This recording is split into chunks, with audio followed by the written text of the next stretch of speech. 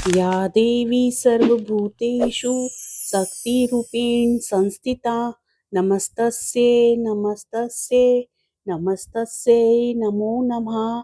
जय माता दी मित्रों, आज आषाढ़ गुप्त नवरात्रि का पहला दिन है और आज हम सुनेंगे माँ काली की पूजा विधि के बारे में। महत्व, मंत्र, कथा और आरती का आज हम श्रवण करेंगे, तो वीडियो को शुरू से अंत तक श्रवण करें और साथ ही कमेंट बॉक्स में जय माता दी जरूर लिख दें। गुप्त नवरात्रि में माँ दुर्गा और उनकी 10 महाविद्याओं की विशेष पूजा की जाती है। गुप्त नवरात्रि को विशेष रूप से गुप्त साधनाओं के लिए जाना जाता है।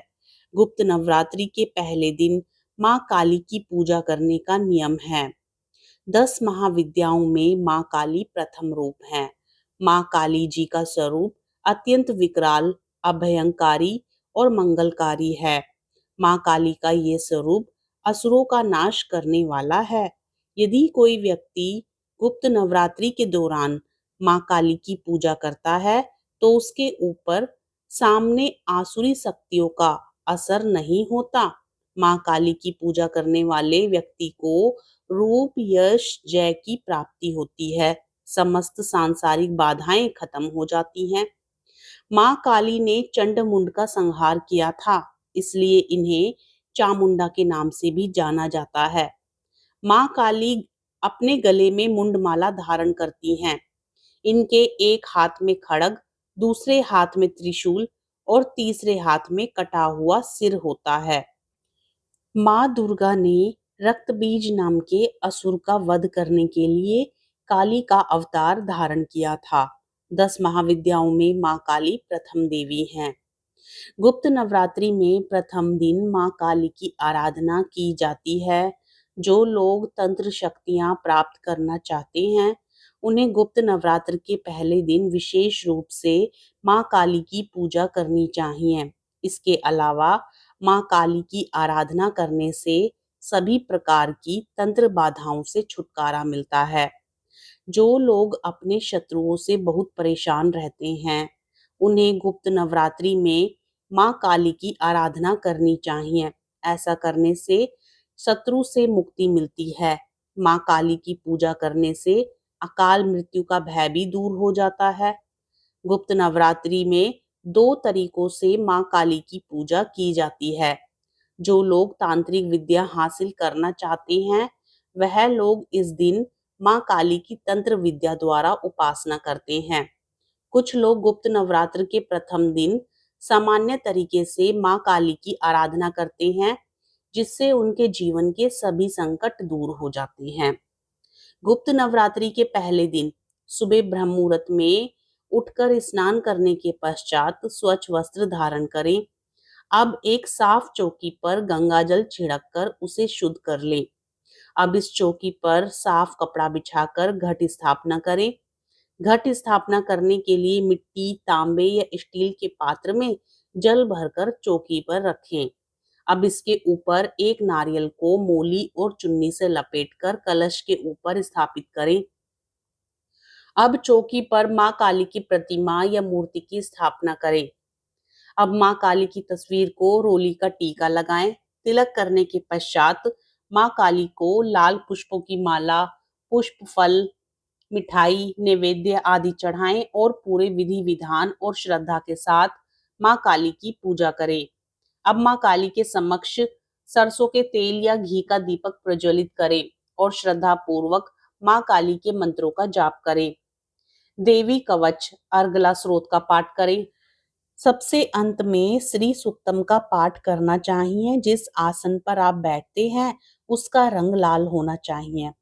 अब माँ काली की कथा सुने। पौराणिक कथा के अनुसार एक बार दारुक नाम के राक्षस ने ब्रह्मा जी को प्रसन्न करके उनसे वरदान प्राप्त कर देवताओं और ब्राह्मणों को प्रताड़ित करना शुरू कर दिया और स्वर्ग लोक पर कब्जा कर लिया। जिसके बाद सभी देवता भगवान विष्णु और ब्रह्मा जी के पास गए। ब्रह्मा जी ने सभी देवताओं को बताया कि इस दुष्ट का संहार एक स्त्री ही कर सकती है। जिसके बाद सभी देवता भगवान शिव के पास गए और उन्होंने भगवान शिव को सभी बात बताई। जिसके बाद भगवान शिव ने माता पार्वती की ओर देखा। माता पार्वती इस पर मुस्कुराई और अपना एक अंश भगवान शिव में प्रवाहित कर दिया। जिसके बाद भगवान शिव के कंठ से विष से उस अंश ने अपना आकार धारण किया। जिसके बाद भगवान शिव ने अपना तीसरा नेत्र खोल दिया। उनके इस नेत्र से विकराल रूप वाली मां काली उत्पन्न हुई। मां काली के ललाट में तीसरा नेत्र और चंद्र रेखा थी। मां काली के भयंकर व विशाल रूप को देख देवता व सिद्ध लोग भागने लगे। जिसके बाद मां काली का दारुक और उसकी सेना के साथ भयंकर युद्ध हुआ। मां काली ने सभी का वध कर दिया, लेकिन मां काली का क्रोध शांत नहीं हुआ और मां काली के इस क्रोध से संसार भी जलने लगा। जिसके बाद भगवान शिव ने एक बालक का रूप धारण किया और शमशान में लेटकर रोने लगे। जिसके बाद मां काली उन्हें देखकर मोहित हो गई। इसके बाद मां काली ने बालक रूपी भगवान शिव को अपने गले से लगाकर अपना दूध पिलाया। जिसके बाद उनका क्रोध भी शांत हो गया। कथा सुनने के पश्चात मां काली की कपूर से आरती करनी चाहिए।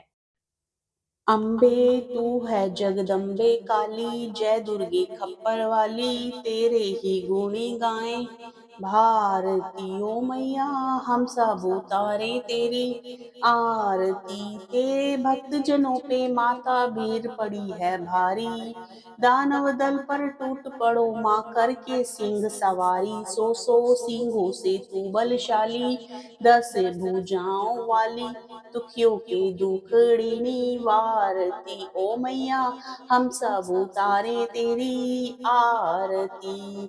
माँ बेटे का है इस जग में बड़ा ही निर्मल नाता, पूत कपूत सुने हैं पर ना माता सुनी कुमाता। सब पर करुणा दर्शाने वाली, अमृत बरसाने वाली, दुखियों के दुखड़े निवारती ओ मैया, हम सब उतारे तेरी आरती।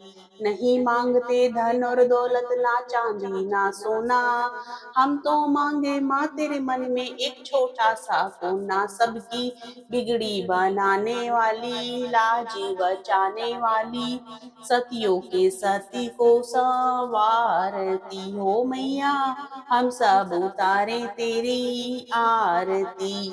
अम्बे तू है जगदम्बे काली, जय दुर्गे खप्पर वाली, तेरे ही गुण गाएं भारती ओ मैया, हम सब उतारे तेरी आरती। माँ काली की आरती करने के पश्चात प्रसाद के रूप में मिठाई का भोग लगाएं।